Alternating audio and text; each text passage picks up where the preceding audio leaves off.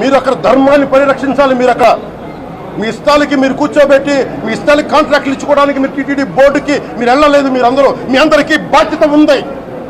మీరు నిర్ణయించుకోవాలి. ఎవరికి కోపాలు రావు, ఎవరికి వేదన రాదు, ఎవరికి బాధలు రావుంటే కుదరదు. వస్తాయి బాధలు, వేదన ఉంది, మాట్లాడతాం.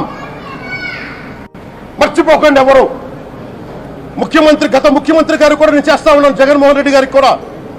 ఇదే చర్చకి జరిగితే మీరు ఊరుకుంటారా? ఒక మసీదుకి జరిగితే ఊరుకుంటారా?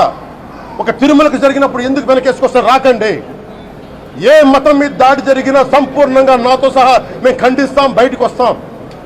ఇస్లాం మీద దాడి జరిగితే మేము మాట్లాడతాం, క్రిస్టియానిటీ మీద దాడి జరిగితే మేము మాట్లాడతాం, హిందూ ధర్మం మీద, సనాతన ధర్మం మీద దాడి జరిగితే కూడా నేను మాట్లాడతాను.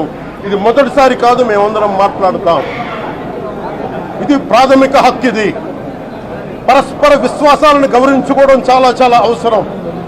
ఇది అందరికీ తెలియజేస్తున్నాను. ఇది దోషులకి కఠిన శిక్ష పడాలి. అలాగే ముఖ్యమంత్రి గారికి కూడా నేను తెలియజేసుకున్నాను, చంద్రబాబు నాయుడు గారికి కూడా కేబినెట్ మీటింగ్ జరగాలి, అసెంబ్లీలో చర్చ జరగాలి. అసలు టీటీడీ ట్రస్ట్లో ఎన్ని అవకతవకలు జరిగినాయి, దీని మీద కూలంకషంగా దీని మీద చర్చలు జరగాలి.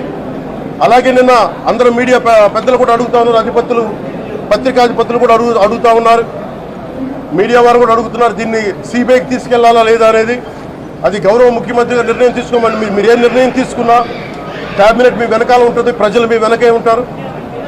ఇది ఇక్కడతో ఆగాలని మనస్ఫూర్తిగా నేను కోరుకుంటున్నాను.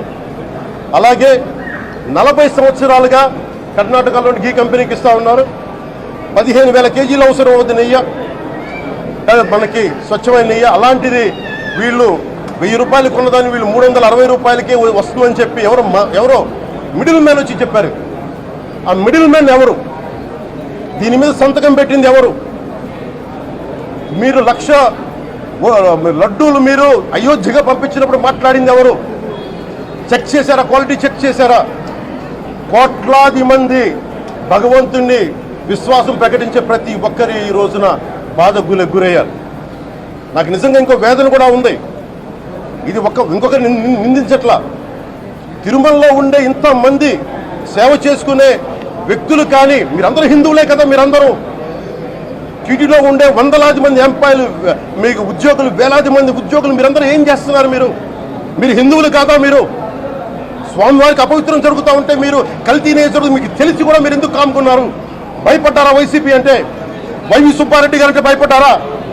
ధర్మారెడ్డి గారంటే భయపడ్డారా? ఏ స్వామి అయితే మీకు ఆశ్రయం ఇచ్చారో ఆ స్వామికి అపవిత్రం జరుగుతూ ఉంటే మీరందరూ కామ్గా కూర్చునే మీకు ఎలా వచ్చింది? మీకు ఇది నేను సాటి హిందువులను కూడా నేను ప్రశ్నిస్తున్నాను. మీరు కూడా తప్పు చేశారు దీంట్లో. ఇది ముందుగా ప్రతి హిందువు గౌరవించాల్సింది. దీన్ని మీ మతాన్ని మీరు గౌరవించుకోండి ఫస్ట్. ప్రతి హిందూ నేర్చుకోవాలి. ఇది ప్రతి హిందువు ఆత్మపరిశీలన చేసుకోవాలి. మీరు బయటికి రావాలి.